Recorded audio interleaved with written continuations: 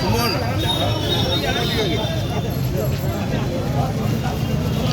জয় শ্রীরাম, জয় জয় রাম।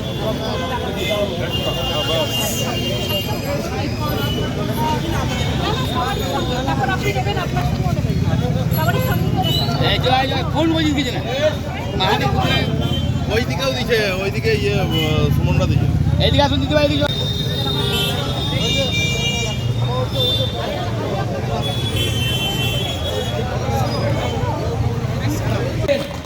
এর চেয়েও বিশেষ দিন আজকে সিউড়ি শহরবাসীর কাছে।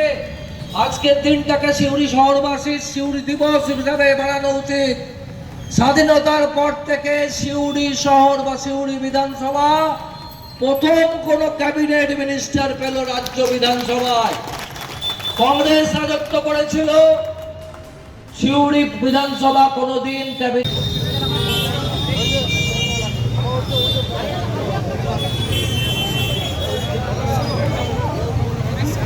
আজকে প্রধানমন্ত্রী 12 বছর পূর্ণ হলো, তো আজকে মিষ্টিমুখ করানোর কারণ কি, কেমন লাগছে?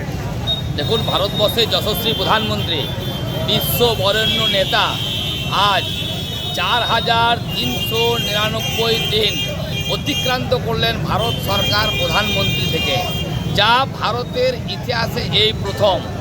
এই ভারতবর্ষের 140 কোটি মানুষের যে আস্থা ভারতবর্ষের যশস্বী প্রধানমন্ত্রী আগামী আরও দিন যাতে দীর্ঘায়ু, সুস্বাস্থ্য, সুস্বাস্থ্যভাবে এবং সকলের পরিষেবা যেরকমভাবে 18 ঘন্টা জেগে মানুষের পরিষেবা দেন, যেরকমভাবে প্রত্যেকটি গরিব মানুষের বাড়ি বাড়ি ভারত সরকারের যে সমস্ত প্রকল্প পৌঁছে দেন, তিনি আরও যেন ভারতকে সুজলাম সুফলাম শস্য শ্যামলাম করতে পারেন, তার জন্য ওনার দীর্ঘায়ু ও সুস্বাস্থ্য কামনার্থে আজকে চৈতালি মোড়ে যে হনুমান মন্দির, প্রভু শ্রী রামচন্দ্র মন্দির, সেই প্রভু শ্রী রামচন্দ্রের মন্দিরে এবং হনুমানজির মন্দিরে আমরা পুজো দিয়ে ওনার দীর্ঘায়ু সুস্বাস্থ্য কামনা করলাম।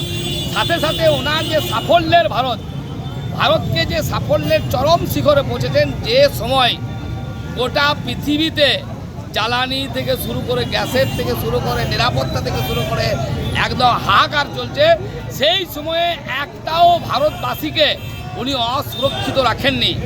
শুধুমাত্র নিজস্ব রাজনৈতিক বুদ্ধিমত্তায় সেই প্রধানমন্ত্রী নবরূপকারের ভারতবর্ষের প্রধানমন্ত্রী যাতে আগামী দিনে আরও ভালোভাবে ভারতের মানুষ রাখতে পারেন, সেই উপলক্ষে আমরা আজকে প্রধানমন্ত্রীর 12 বছর সরকার ভক্তিতে এই সিউড়ি বিধানসভার মাননীয় বিধায়ক, পশ্চিমবঙ্গ সরকারের উচ্চ শিক্ষা দপ্তরের মন্ত্রী জগন্নাথ চট্টোপাধ্যায়ের নির্দেশ মতো আমরা প্রধানমন্ত্রীর এই প্রোগ্রাম আমরা আজকে করলাম। সঙ্গে মিষ্টিমুখ করালেন।